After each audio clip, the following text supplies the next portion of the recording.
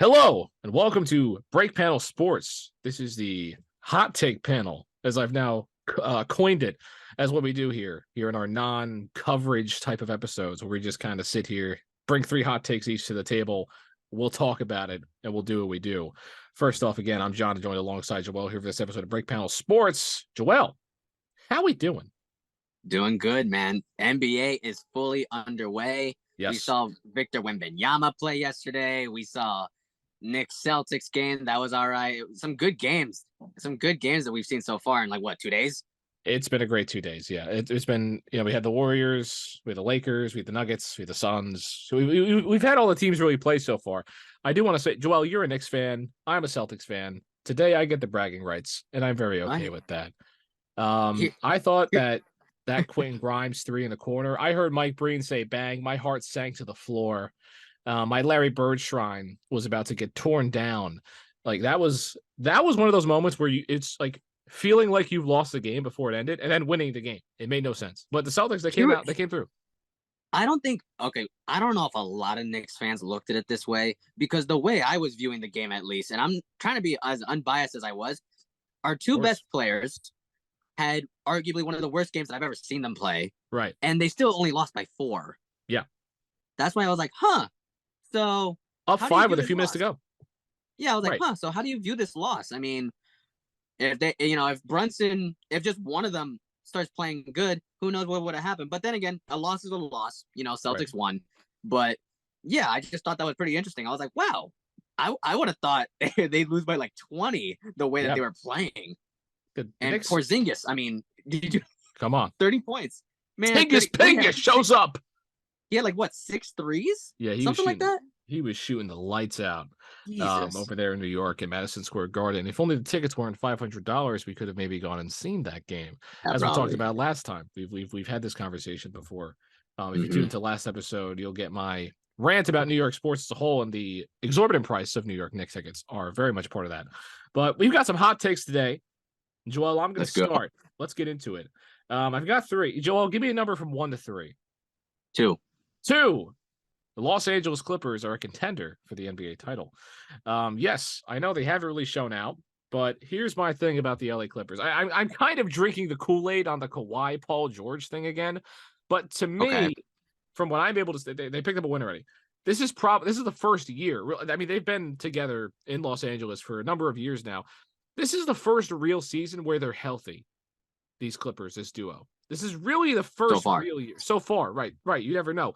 But this is the first real year I feel like we're getting these two. Yes, they're probably not really so much in their prime as much, but it feels just so wrong to not consider a team with Kawhi Leonard and Paul George on a contender for the NBA title, a serious contender. I'm not going to sit here and say that they're going to be the number 1 seed in the West. I know. I think that they can compete as a 4 or 5 seed, but again, Russell Westbrook is Russell Westbrook. He's your starting point guard. My thing is, I'm seeing something in this Clippers team that I hadn't really seen as much in the past, and I like their bench quite a bit, I will say. Bones Highland is one of the most dynamic scorers in really just in basketball. He's such a good scorer. This guy's going to develop into such a great player. Defensively, yes, liability at times, but this guy's crafty. He's basically just a small SGA, all right? But if he can develop, he'll be good. Norman Powell has been around. He's been a solid veteran. I like Kenyon Martin Jr. quite a bit. And Robert Covington, he's a vet. They got a lot of good vets. They got some young talent. They got some players on this team. Maybe we'll be asking why Batum in, but I like the depth of this team. It's a well-rounded roster, and I think a lot of people were just kind of throwing the Clippers to the wayside, understandably so, because you have so many contenders in the West. It's the West. It's the Wild West. But when you look at it, again, it's a team with Kawhi Leonard, Paul George, great defensively, and I just don't see a way that I can sit here. I'm not going to sit here and say that they're going to win it all. I really see this team probably being a second-round exit like usual, but I just wouldn't be surprised based on the volatility of the Western Conference if the Clippers find a way to maybe make a run. I was going to say, don't forget, not too long ago, what was it, 2-3 years ago, the Clippers were in the Western Conference Finals. Right. They were there, and it was a very similar team. They were a few games away from making the NBA Finals. Right. Paul there. And it was just Paul George, by the way. Paul George was really the only – Kawhi was not there. Kawhi was not playing. Right. and they made it like, to the Western Conference Finals. That's what I think is interesting about your take, because yeah, I don't, at least for me, I don't think we've seen the full potential of this Clippers team. I don't think we have. And you could blame that on load management. You could blame that on, actual injuries that happen. You could blame it on coaching. It could be whatever you think the issue is. But the bottom line is, at least when I look at the Clippers, yeah, I would agree where I don't think like we've seen the full potential of this run. Kind of similar to when, Kyrie, Harden, and KD were all on the Brooklyn Nets, and they only played like a collective, like what, 18 games, or not even together, all of them. You know what I mean? That's what I feel like is kind of happening with the Clippers, but it's much more quiet because there's not like, that big name superstar kind of person like that in LA. But yeah, I could definitely see that happening. Now, I do want to segue kind of relating to the Clippers, I guess you could say, kind of. When we're talking about James Harden, this is kind of my first hot take that I want to introduce to you here. Okay. Because the speculations has been, James Harden getting traded to the Clippers, James Harden Clippers, James Harden this, but I don't think it's going to happen. Okay. I don't think he's going to get traded to the Clippers. I think there's a team out there that could have the assets to trade for James Harden. Now, do I think James would want to go to this place? Not really. But does this team need a guy like James Harden? Yes. Does this team have good assets to surround James Harden with? Yes. Does this team have picks? Yes. And not a lot of people are talking about this team. I'm saying I think James Harden is going to get traded to the Orlando Magic. The Magic? Okay, I think that could happen. Do you have a package in mind? When I'm talking about a package, now, obviously, when we're talking about first-round picks, that's probably going to end up happening here. Whatever number you think it's going to be. I say Jalen Suggs. You start with him. Okay. I think that's going to be a person that you're going to want to have to get rid of. I think, now, here's the thing. You're going to have to get rid of guys that you actually like. So I think Cole Anthony, who just signed an extension with the Magic, I don't think he's going to get traded. I think he could be in the conversation of getting traded. I think he's going to get in the conversation. Because keep in mind, with the Clippers, at least from what we're being told, it seems like the only outlier in this whole James Harden trade has been Terrence Mann. Why has that been? Because I think they need a solid guard. I think they want a guard that can come off the bench and actually, have some sort of spark to them.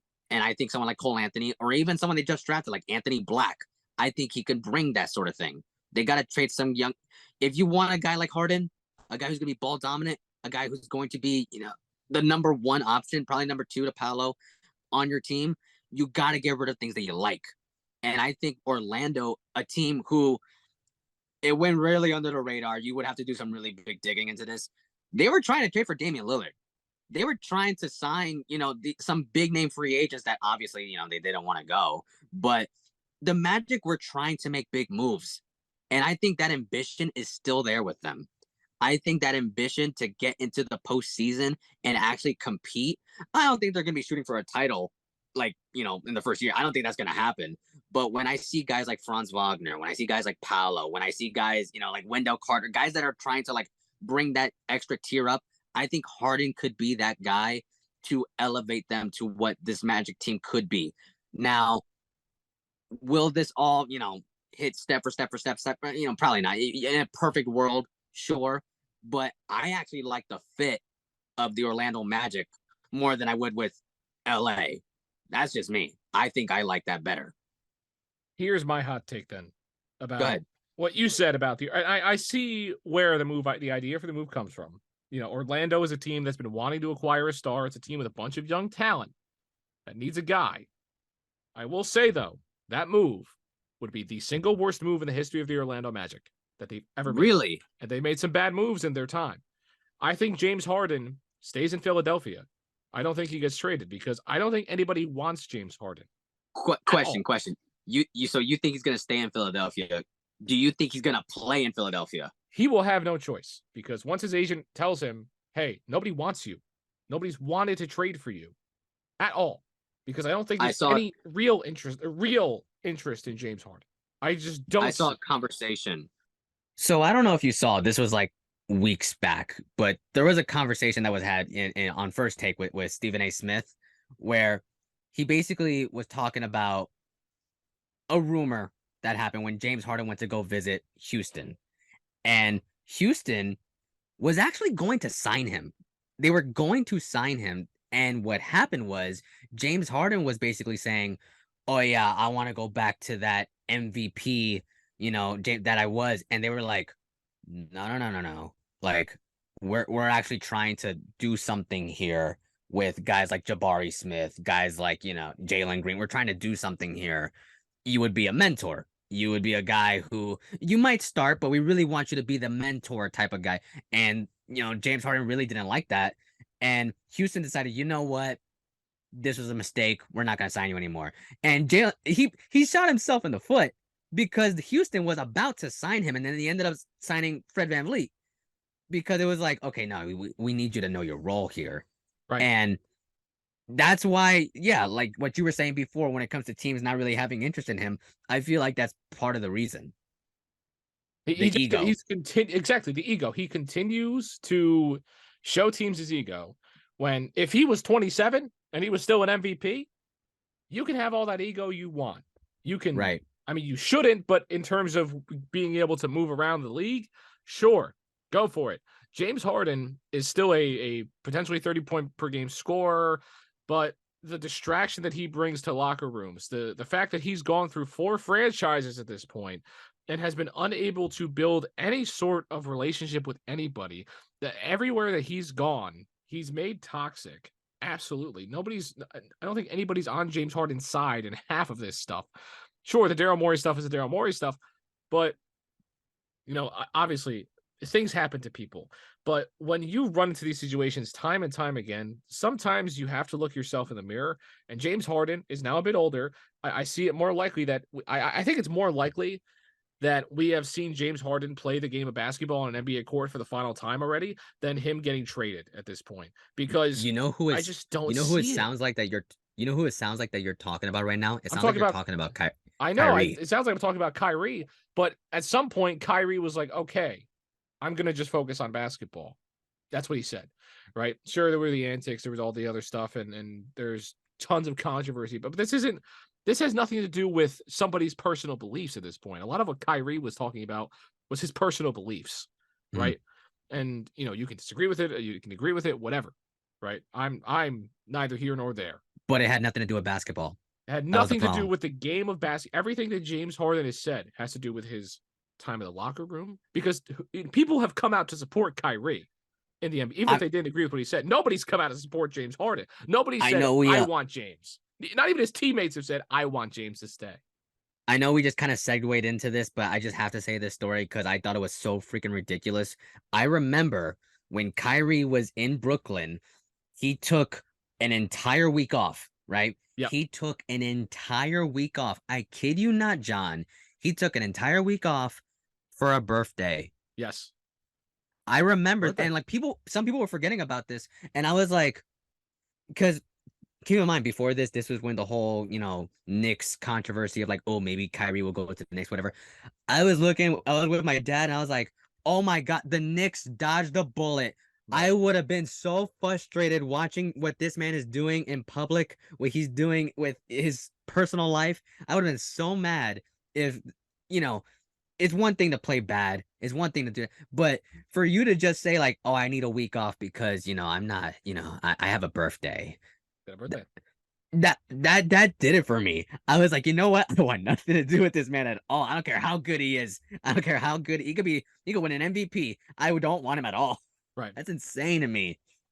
My thing was, that was just one of the most ridiculous stories of all time. Right? Who knows if it truly was a birthday? Who knows what it was? It could have just been someone that meant a lot to him. Could have been his own birthday.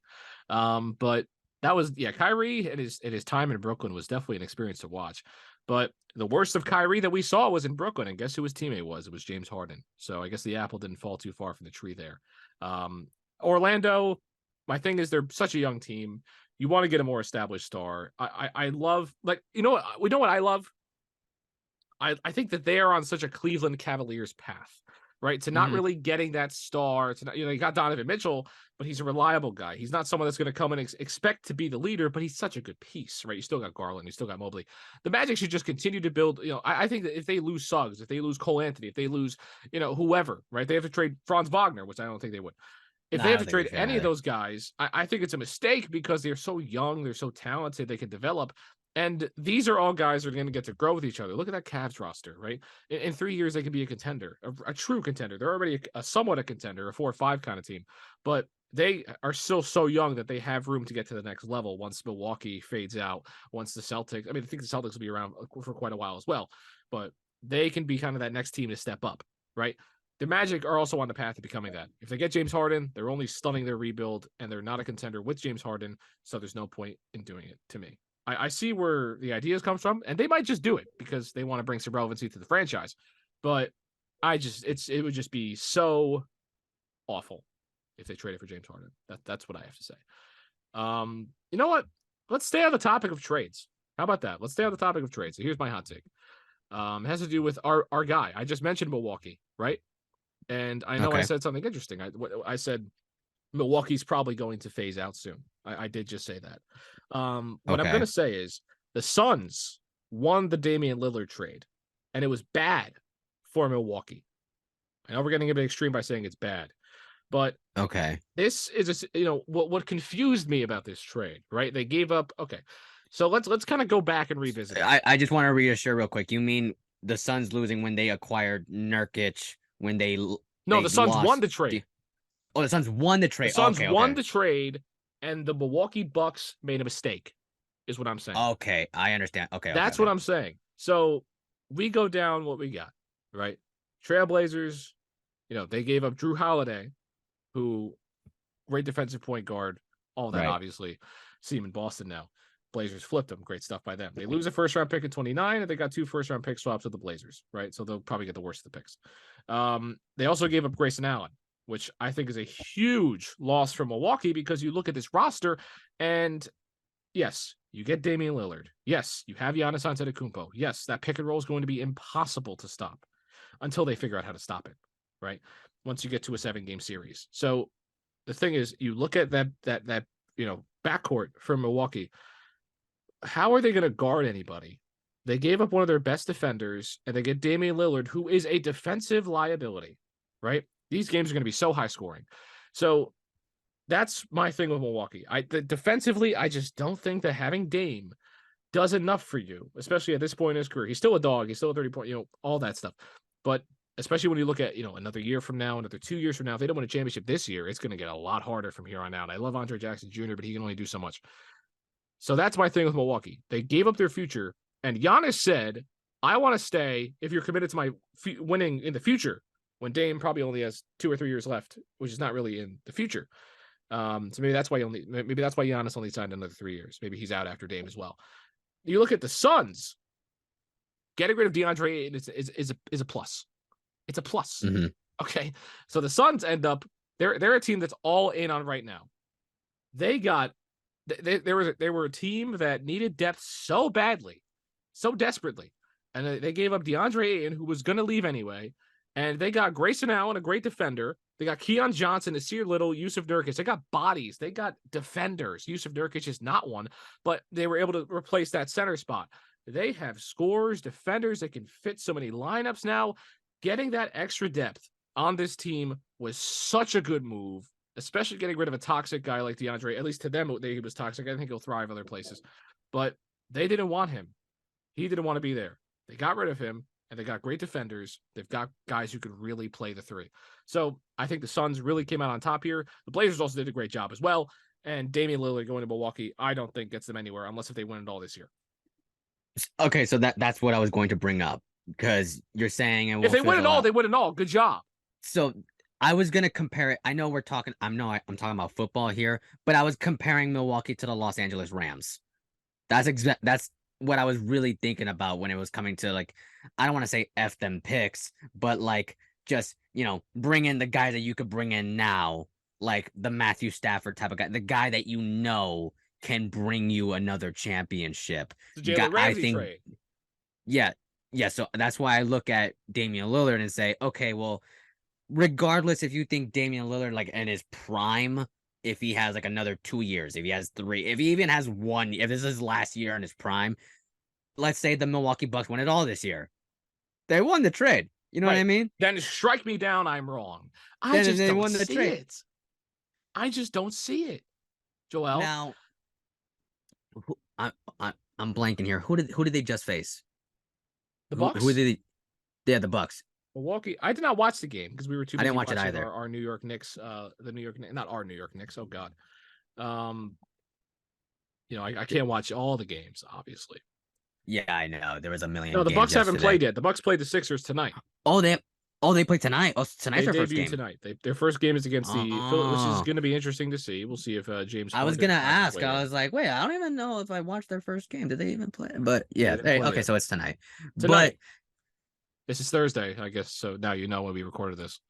I'm not saying your take is bad or anything. I feel like this is just something we would have to really wait on, only because, well, not wait too long, because one of my main concerns is them getting rid of a good amount of depth. And I know people like to crap on, Grayson Allen, but he was helping that team. A guy like Grayson Allen, a guy, guys that you're trying to look to get rid of that could have really helped you in the long term. That's why I'm like, I like the deal for Damian Lillard. And, you talk about him being a defensive liability. I think his offensive presence totally outweighs what he lacks on defense. That's what you got Giannis for. You know what I mean? I think that's what he's there for. I think that's why a guy like Brook Lopez is there for. Brook Lopez. Old. I understand he's old, but this is a guy who's been a DPOY year in, year out for like the past, like 4 years, something like that. Right. He's always in contention. I have a question. What's up? I have a question. How does this help? Who would you say their main competition is in the Eastern Conference, right? That'll be Boston. In the Eastern Conference? That'll be Boston, right? I was going to say Boston or Philly. I would say, Philly's up there. I was only mentioning Philly only because they got the MVP on their team. Right. They got the MVP. They're a contender. Yeah. Now, they hurt themselves playing Boston because they're such a guard-heavy team, but they don't have anybody that can guard guards, is my problem. Right. Jaylen Brown, Drew Holiday are going to have to step up, and asking Jaylen Brown to step up might be an issue, but when he's guarded by Damian Lillard, it's not going to be as hard as you probably think, even for Mission Impossible. Jaylen Brown, use your left hand. Use the left hand, but if you're going against Dame, obviously he's a respectable defender. He's in the NBA. Okay, but when it comes down to it, they are not equipped to play Boston, is my problem with the Milwaukee Bucks. Yes, if you have Giannis, you can beat anybody. If you have Giannis on a decent roster, you can beat anybody. But this trade, yes, they're going to score the heck out of the basketball. Who's guarding that pick and roll? I don't know. That's what I mean. That's why I'm like I'm not disagreeing with you, but it's just I need to see how they play tonight. I need to see how this roster looks. I gotta see it. I gotta see how they look on TV. I can't just look on a depth chart and be like, oh, they're they got no depth. You know what I mean? Right. Because you never know. Anyone could pop off. Right. Maybe Malik Beasley steps up. I love Andre Jackson Jr. from UConn. They got guys. They got guys that can play. I just don't think they have enough on that bench. But if they step up, and they win a championship. Hooray. But I just don't see them beating Boston at this point because of how well they are at the guard position. We're talking about teams that we feel like, would do the best, teams that can end up winning it all. Let's talk about teams who could be the worst. Okay. Now, I'm thinking about the number 1 pick next year.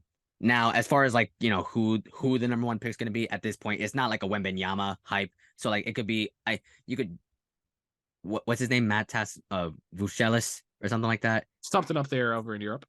You know what I mean? There's a few guys that could be argued to be number 1, but when I'm talking about the teams that I feel like could be the number 1 pick next year, I'm not going with Washington.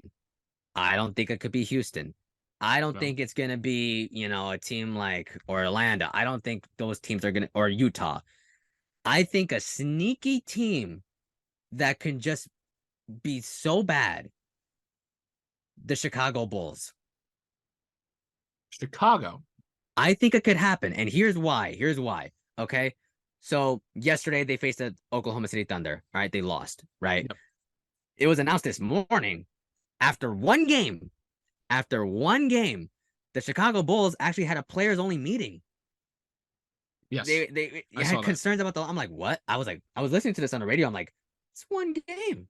Relax. Oh my God, it's one game. And I'm like, something's going on that they are freaking out about. That they didn't look like they were clicking. Maybe someone like Zach LaVine wasn't exactly playing to the 30-point Zach LaVine that we're so used to. Maybe DeMar DeRozan is getting a little older. Maybe he's not doing so well. And maybe this Chicago team is realizing, hey, this core that we have, DeRozan, LaVine, Vucevic, all of us, if we don't get our act together, one by one, all of us are getting traded. And it's not going to, it's going to be pretty fast. One by one, all of us are going to get traded. I think if this is a team, now, could they turn it around? Sure. Yeah, it's been one game. Okay, let's not overreact here. But I think Chicago is a team that what can hit the fan so fast. It could happen super fast. And I think of a team like Chicago, if they go on to lose like 5 out of their next 6 games, and then they're 1-5, and then all of a sudden, they win a game, and then they lose like 4 in a row. And then I think Chicago can be one of those teams where if it happens where it's just not clicking, and then they say, you know what, we're tanking. You know what? It's over. Billy Donovan is not that guy. A guy like Vucevic, he's getting too old. DeRozan, he should go get traded to a contender like Los Angeles or whatever you want it to be. Zach LaVine. Right. They were contemplating trading him last year. If they're not winning games, they might end up trading him this year. I think a lot of guys on this Chicago team can regress so heavy to the point where they're just saying, you know what? We might just have to just trade it all. And here's the thing. This would not be the first time that this happened in Chicago. It would happen in the NHL with the Chicago Blackhawks getting Connor Bedard after trading their whole roster. It would happen again in Chicago. I think the tradition is there. I think it's happened. I think it's in the air right now. I think it's something that they could be thinking about sooner rather than later. If, of course, things go as bad as I think it's going to be. So Chicago's not making the playoffs. We know that. I don't know if they're going to be the worst team in the NBA. There's too much talent to sit there and say that they're only going to win, 20 basketball games all year. I just don't see a DeMar DeRozan, Zach LaVine, Vucevic, Patrick Williams. They got a Dama Sanogo. Shout out to UConn. I just don't see a way that this team, with all the talent that you see on it, with some great defenders, unless if you get some injuries in there, which I'm not going to sit here and predict. I just don't see them being the worst team in the NBA. I can see them being bad enough to win the lottery because maybe they'll make some trades, maybe they'll blow it up even, which I think they should do because I don't see a path in the world where this team becomes a contender in the slightest. So I think that what you're really getting out of here is that Chicago should blow it up.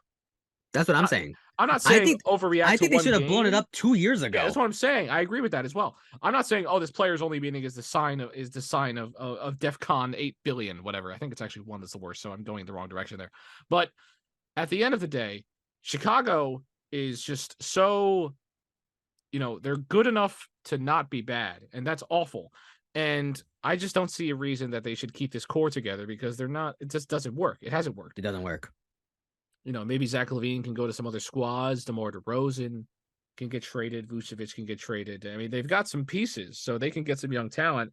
Kobe White can also be on the move. I can definitely see this entire team just getting absolutely uprooted. And then Lonzo Ball's just left on his comeback trail. Like, what happened? Orlando could use a guy like Nikola Vucevic, man. Oh man, if only they had him. If only they had him, right? I don't Jesus. think my issue, not with your take, but with the Bulls as a whole. Who wants any of these guys? Who really could use DeMar DeRozan? Who that can fit a max contract on their roster right now? Can really do it. When players aren't good enough to the point where it's like, you got to get that guy. Maybe Philadelphia can get one of these guys, but to fit a max contract, maybe this is where James Harden goes just to get rid of the contract at this point. Maybe Philly goes out and gets Zach LaVine or DeMar DeRozan or not Vucevic, but Maybe they go out and get one of these guys, but they offload the Harden contract to you just to get rid of it. And the Bulls maybe have to give up a player, like Io, just to get it done. That's what I can see happen. So we might see some funky moves in Chicago, but the thing about Chicago is that they're the Chicago Bulls. They can never be awful. They can never be, that franchise would rather be in its state of mediocrity because the fans expect a winning team because it's the Chicago Bulls. They're just one of those teams that can't lose. They're not allowed to. Like the Bulls have always reminded me of like the 2010s Indiana Pacers. Right. Where it's like they're always in the playoffs. They're good enough to make it to the playoffs, but then they'll just get killed in the first round. No, they did not get killed in the first round most of the time. Well, majority of the time they did. I mean, they ended up playing Miami. They had a great number of battles in the Eastern Conference Finals with the Miami Heat. And then Roy I'm talking about like, Paul when George had his leg got hurt. You're talking about the early 2010s Pacers, not these recent Pacers. No. I'm not talking about those. You said when you say 2010s Pacers, I'm thinking LeBron. I'm thinking Paul George. No. I'm not talking about those Pacers. No. I'm thinking of Roy Hibbert.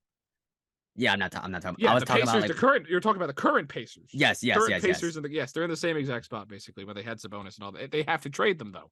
You have to trade your European big man right now. You have. That's what I mean. A team like that, they traded their stars. That's what I think Chicago should do. They're not good. It's not like it worked out for the Pacers. I mean, they got Tyrese Halliburton, but they got to build. They got to build a lot. They got a good young squad though. They got to build a lot. They really have to build a lot. We'll see what they do. And they just extended Carlisle today. I saw that. Right? Yeah, that's interesting. Sure. Yeah. Shout out to him. Shout out to him getting his bag over there. Yeah, no hating on that. That's respect. No hating. But yeah, the Bulls, blow it up, please. Figure it out. Got to just. I don't know where you're going to trade all these guys. But you got to get the picks. If I'm in 2K, I'm hitting Trade Finder right now on all these dudes. I might do it. Maybe I'll do that later. I'll go on 2K and be like, you know what? Let me just hit Trade Finder and everybody, clear out all the cap space, and we'll just make money. Money moves all day. But let's move on. So now that we are indeed moving on, of course, we talked about a team that took down the Chicago Bulls, the Oklahoma City Thunder, who look, I think here's the thing. We looked at the Bulls' loss last night. And you say Chicago's terrible. Chicago's a mess. Things are going wrong. Blow it up. And I agree with you. However, I think it's more of a statement to the Oklahoma City Thunder than it is to the Chicago Bulls.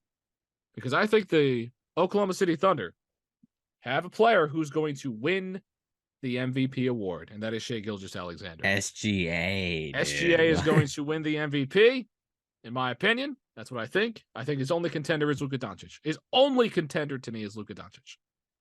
That's it. Because Luka Doncic is basically just a triple-double machine and is an absolute madman over there on the court. Yes, Embiid. Yes, Jokic. Whatever. Yes, go for it. Okay, I was gonna be like, are you talking about mainly guards or are we talking about everyone? I mean mainly guard. I think the NBA is tired of the center MVP. I think that they're tired of it now. We have to change it. Well, so I'm on that boat. Yeah. Yeah, Gilgeous-Alexander, 31.5 points a game, 5.5 assists, almost 5 rebounds a game too. To me, Shai Gilgeous-Alexander, I want to say this so bad. I think he's just the most talented scorer in the NBA. Completely. I think he is going to be the best scorer in the NBA at one point in his career. This guy just crafty, can combo dribble into anything. Just watching him in FIBA was just in that setting. It's, oh my goodness, he can really show what he's got. I saw a game that he played last year where I remember he had like 35 points. He did not shoot a single three. Right. No, they he's were just all like mid-range. It's like a not even like all layups. It was like maybe like a few. They were all mid-range shots. No, he's breaking guys down and getting an open look every time. I think there was a debate or like a discourse of what a pure hooper is, right? Versus just a guy that can play. And the pure hoopers are like the mellows, just the guys that just go out and they can just in any setting, no matter what, they can go and get a bucket. Because they're just so crafty, they can dribble, they can post up, they can do everything. Because they're just such a scorer. Shai Gilgeous-Alexander is that. He's absolutely that. And he can definitely pass. I mean, if his numbers look anything, I think he can average 35 points a game. He can get up there. And if he does that, he's the MVP of the National Basketball Association. So he's got to get, his numbers are going to go up because his team is just so much better. Now, the only thing holding him back is the fact that the Thunder usually you need to be a top 3 team in your conference to go out and win the MVP, right? So why this year, John? Well, the Thunder, I think they're ready. I think that's your big surprise. You think they're already ready? I think they're ready at this point. They're such a young team. They're quick. They've got guys that could just score. Defensively, you got to work on things a little bit, but because here's the thing: when you were talking about a team that was young, was maybe ready to put together, I thought you were going to put James Harden to the Oklahoma City Thunder, and I would say no, absolutely not. I wouldn't. But I think that they have the scorers, the shooters. Luguentz Dort is kind of your go-to defender there. I think that they've got the makeup of a team that could be a top 5 team in the Western Conference, at least, right? And I don't think that's super outlandish to say. But when you have a guy like Shai Gilgeous-Alexander running the show, and when you watch how they played against Chicago last night, I think it's coming to fruition. And I think I think this is the year that Shai Gilgeous-Alexander really shows the world why he's going to be the MVP and why he's a top 2, 3 scorer in the NBA. So, I'm not saying this to hate on SGA. He's an awesome player. Okay. And yeah, I do think he could be in contention for the MVP. But when you were talking about the centers, like, the NBA being tired of centers, I disagree with that. I think Jokic is gonna, get another MVP. I think Embiid is probably gonna repeat. I think it's gonna be between the two again. I think that's exactly what's gonna happen. I think Embiid's getting up there, and Jokic is too. That's the thing. How many more seasons do they really have of? They have a lot of great years left, but of prime NBA basketball, with how far those guys got in the playoffs as well, it's wear and tear. So I don't know. I mean, it's probably the most likely scenario is what you're saying. It changes eventually. It always. Well, changes. That's why they're called hot takes. Exactly. They're probably not going to happen, but it always changes eventually. But one of these days, when it actually does happen, we're going to pull this clip back and be like, "See what we said? We told you it was going to happen." Right. It only took. It was only 1 out of 8,000 hot takes that we had that were, the other 7,999 were absolutely wrong and flattened her face. But that one is all you need. It's like when Stephen A. Smith called, Chris Bosh and D Wade going to Miami. That was all he had. No, he said a lot of that. He said a lot of stuff, but that was the big one. But yeah, Shai Gilgeous-Alexander, MVP. At least top 3 in voting. How about that? Oh, I mean, top 3 in voting. I could see him top 5. I could see him being top 5. Okay, Isaiah Thomas was top 5 in voting that one year. Come on. Yeah, he was. Yeah, right. Shai can get in the top 3. I would, if there's any guard that can get the love for guards back in the MVP conversation, I think SGA can be one of those guys. Yeah, it's him and Luka. But when we're talking, we mentioned Jokic, right? And this is where I want to close it out with my final hot take, final hot take of this whole episode. I think, so Nikola Jokic, I think he retires at 33. Specifically 33. I think he will end up being retired from the NBA. And now here's why. Now, some people would disagree with me. Some people would actually agree. But here's why I'm going to say he's going to retire. So first of all, his contract extension that he signed with the Denver Nuggets, it ends when he's 33, right? After that, he becomes an unrestricted free agent. I do not see a situation for him to want to continue playing. I don't think he really wants to play right now. Like, if I'm being completely honest with you, I don't really think he wants to play right now. And we've seen it all summer. This is a side gig for him. He don't really yeah, sure. He likes basketball. He loves basketball. He likes horses a lot better. He likes Serbia a lot better. He likes his family a lot better. And I don't think he's going to be wasting the mid 30s to late 30s to 40s of his, entire life playing basketball, a game that he likes. He likes it. He's not in love with it like guys like Jimmy Butler is. Like guys who are, determined to be greater and greater and greater every single year. Guys who have personal gyms in their houses to get better. He doesn't have any. I don't think he does. He just, he's just trying to play basketball, live out the rest of his NBA career. And you know what? You could have made the argument, well, he wants a ring. He got a ring. Well, he wants money. He got his money. Well, he wants to do. He's done everything you possibly could. He's gonna go down as arguably one of the best centers we have ever seen, ever. Right. So that's why at this point I look at Jokic and I say, at the end of your contract, why continue playing? Why do you want to continue playing? And I think Jokic is gonna sit back and say, you know what? I don't want to ruffle any feathers. I don't want to go to another team and do this whole, new thing. Really, I'm done. I've done everything I wanted to do. Am I injured? No. I'm perfectly healthy. I'm perfectly fine. But I just want to live out the rest of my life doing what I want to do. And I've done what I wanted to do in the NBA. So after that, I'm done. That's what I think is going to happen. You think he'll play Serbian basketball, maybe? Maybe he'll play over there. You know play what? some EuroLeague stuff. I mean, he did what Nikola Mirotic did, right? Just on a much larger scale. He wanted to. He could have. Nikola Mirotic could have stayed in the NBA, made much more money, but he wanted to still play basketball. But he wanted to be closer to home. He wanted to go back to Spain. Now Serbia doesn't have, as far as I know, a crazy basketball league, but being in Europe might be better for him. Although I would imagine he wants to stay with the horses in Serbia. Yeah. Here's my thing. And while I'm probably going to end up agreeing with you once I turn off this recording, this is entertainment, and I'm going to disagree with you on purpose. How about that? So it's simple. So he can sign at 33. I would say he signs another max contract. Oh, 100%. All the way to late 30s. At that point, a 5-year deal. We saw Jaylen Brown sign for what, $300 million for 5 years, right? Yes, it was something like that. I mean, but the way Boston Celtics split it was weird. So like he's getting like majority of that money on the last year, right? Which is what the Nuggets did. The Nuggets did the same thing with this contract. At the end of the day, but in 5 years, that could be a $400 million contract that he's passing up, right? Do you know how many horses I can buy with $400 million? That's what will keep Jokic in the NBA. If someone just sits him down and breaks down, hey, you can make $400 million if you sign this next deal. Yes, I know you have to play basketball. I know it's so hard. You have to go play basketball, the sport you love, for 5 more years. You can even mail it in. I don't care. These Nuggets will bring you back. This horse, okay, the horse that just won the Triple Crown, right? If you want to breed that horse, you can do that like 7 times over at the end of this contract, Nicola. You could do that, okay? So I think at this point, he's not just playing basketball. Oh, it's a fun side gig. No, he's going to play it to fund his horses. He's going to be the greatest. He will, if he does this, if he signs his next contract, he will be the greatest horse breeder in the history of the world, of ever, because of how much money he'll be able to get. So I think Jokic, let me ask you, use the NBA money to breed horses and become the GOAT twice. Let me ask you this. I was gonna ask if he would get into the horse racing, but he technically already is. I was gonna say, head start. Yeah, he already is. At 33, like I said, he becomes an unrestricted free agent.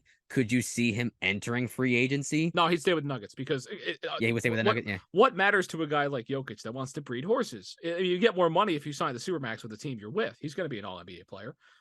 Take your $400 million that you're going to get. Obviously, taxes are taxes. Colorado, I don't know what their state tax money is, so he'll get $300 million, whatever.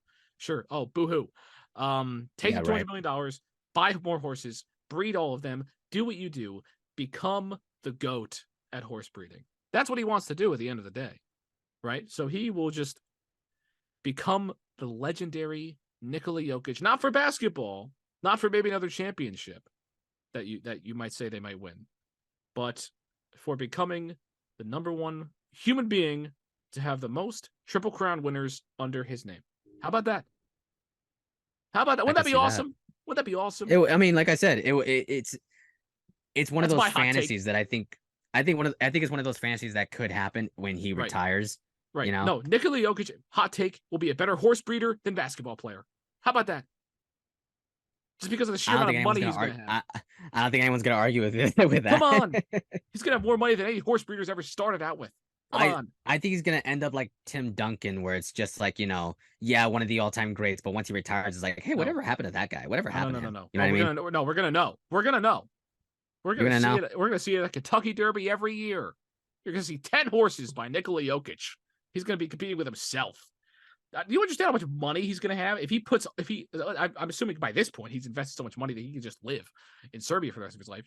At this point, the money that when you make so much money like this, it's just extra at this point. Yes, you can still use the, I know we talk about players investing in things, investing in teams, investing in, different kinds of capital, investment firms. No. Jokic is not touching any of that stuff. Just horses, baby. Let's ride. Let's ride. So that's what I got. Nikola Jokic, my hot take, will be a better horse breeder than basketball player.